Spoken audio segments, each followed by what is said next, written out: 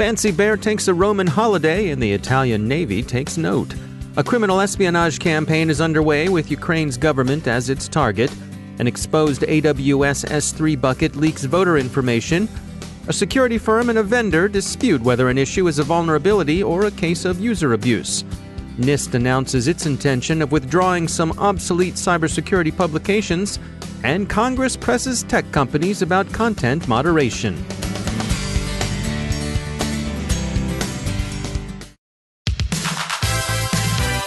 And now a word from our sponsor, Observe It. What in the world could old 80s technology have in common with insider threat management? Well, visit the Observe It booth at Black Hat in Vegas to find out.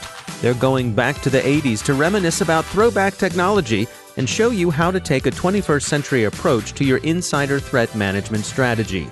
Your Nintendo, floppy disks, and OG Macintosh computer will all be there next to your dusty DLP solution to remind you why #Throwback Thursday technology should stay in the past.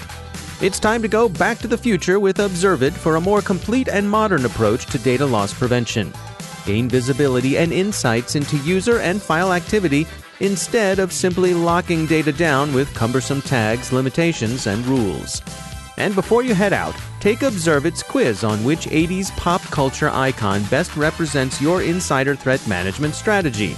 Whether you're Han Solo, Tron, or Egon from Ghostbusters, you're a pretty righteous dude. Visit observeit.com/cyberwire and take that quiz today. That's observeit.com/cyberwire, and we thank Observe It for sponsoring our show.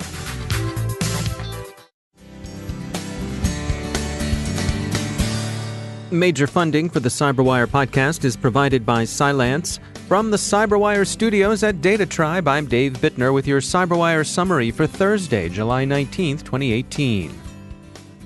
CSE CybSec Z-Lab reports finding Fancy Bear, also known as APT-28, Sednet, Pawnstorm, Sophisy, Strontium, and Russia's GRU, engaged in an espionage campaign directed against the Italian Navy. The Russian intelligence service is said to have installed an updated version of its familiar X-Agent malware in naval systems. The campaign is being called Roman Holiday.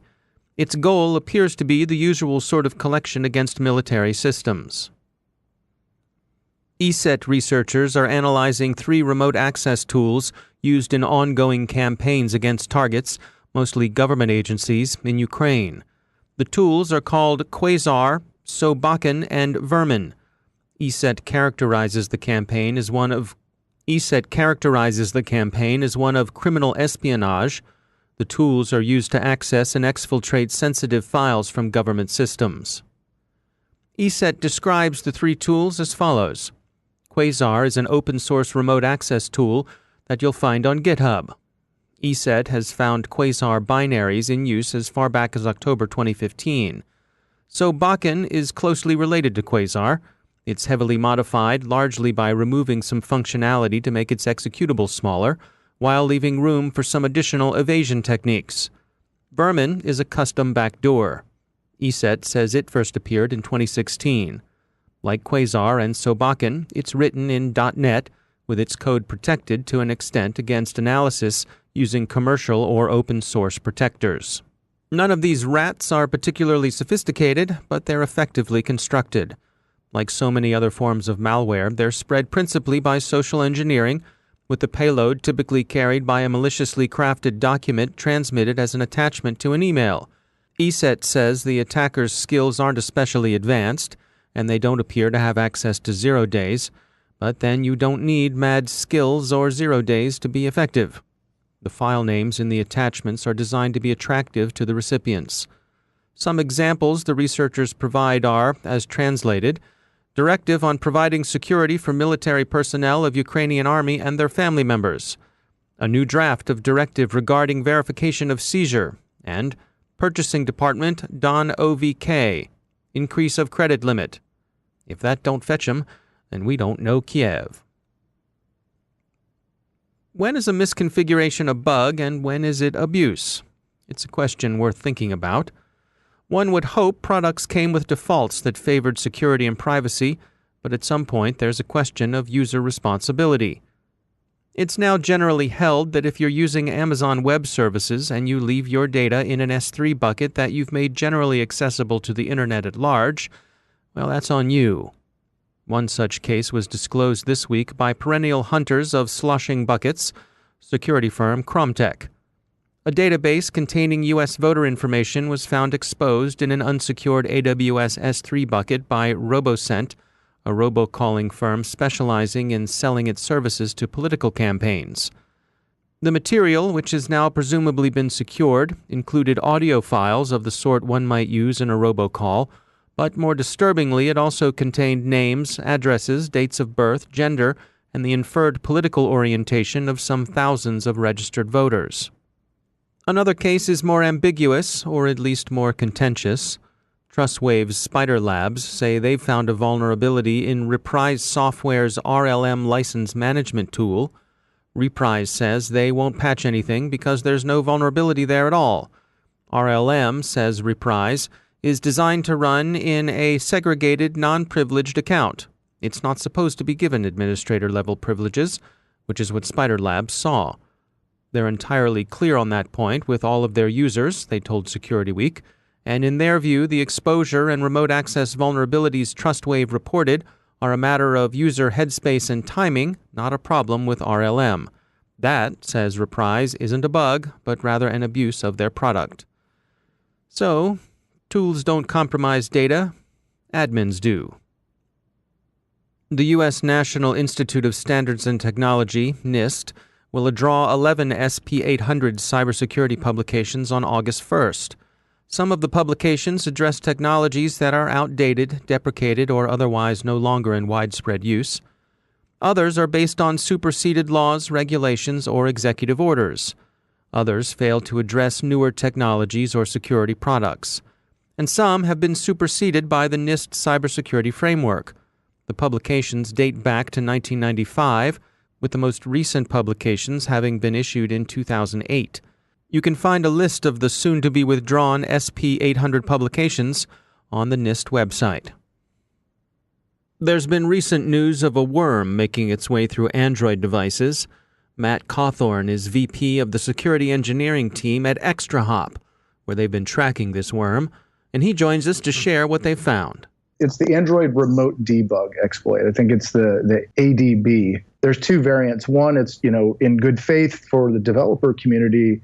Android devices allow you to enter this debug mode and get a root shell, an accessed shell with privilege on the system, typically via USB. But there's another mode that allows you to do so over Wi-Fi, which is where at least part of the problem comes in. So obviously, if you're exposing this remote access via Wi-Fi, then anyone that's sort of not paying attention or is a little bit negligent maybe on the manufacturer side could leave it open and ready for exploit. So that's the main problem, is you get access to way too much data, kind of everything via this mechanism.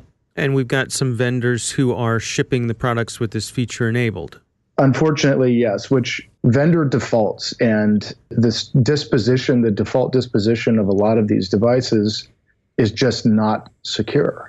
You're a manufacturer and you want to produce a product for the market and you want to get that to market quickly.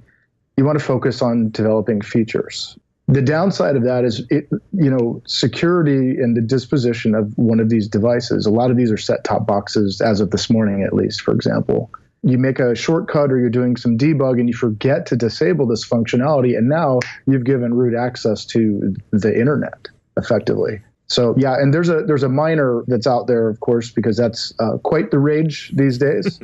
And it'll convert these devices into cryptocurrency miners.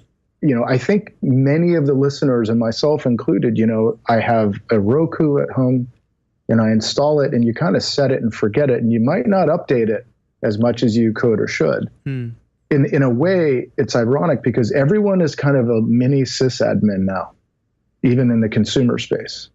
If you consider all of the connected devices in a given household or organization, whether it's a full tilt IT shop or not, everybody's kind of they need to be diligent with the systems that they run. And I don't know that we think about things that way. The problem is going to rage on, and it's going to take different forms, and it's going to do different things. But the core problem of really, really robust, high velocity development cycles that are out there.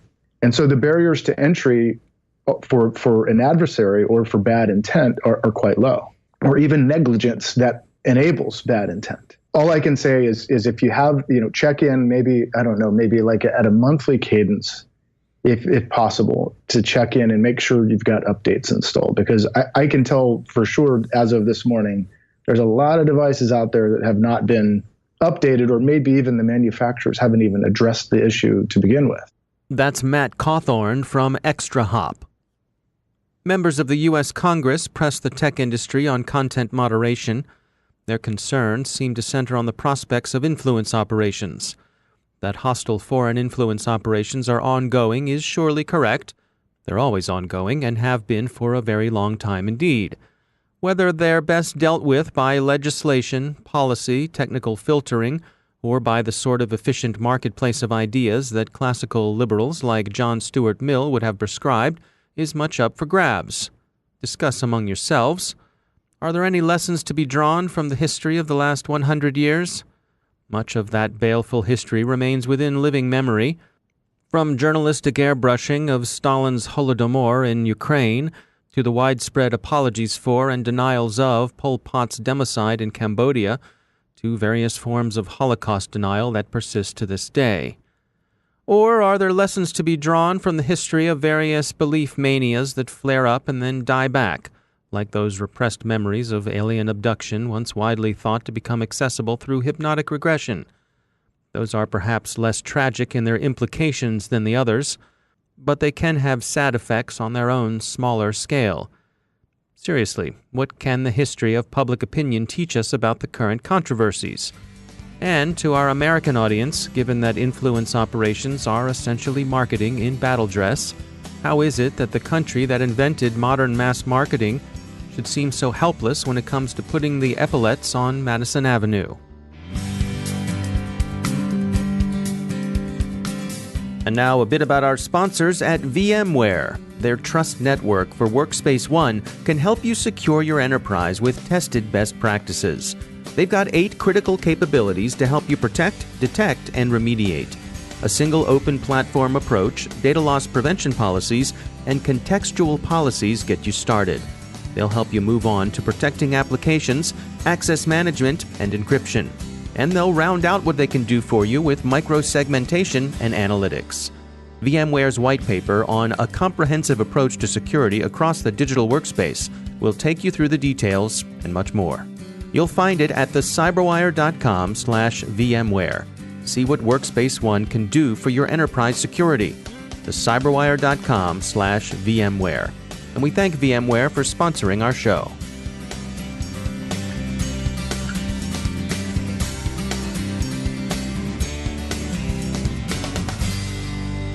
And joining me once again is Daniel Prince. He's a senior lecturer in cybersecurity at Lancaster University. Daniel, welcome back. We wanted to talk today about digital histories and specifically the rewriting of those digital histories. What can you share with us today? Well, thanks for having me back on. So what started me thinking about this track is my uncle runs an archivist company producing basically the hardware that takes photographs of our documents, our historical documents. And in a conversation with him, he was saying how really the world's changed and some of our public libraries are really concerned that there aren't going to be these documents that record specific decisions. So like official memos that were sent during the Second World War, for example. We won't have that. We have only email now. Everything's done via email, these electronic documents. So much of our digital lives, the histories that we have, and blogs and things that we've done are held online. And so we have things like the Wayback Machine and that allows us to see what websites that used to look like. But the concern here is the ability to go back and change these records of what our past used to be like.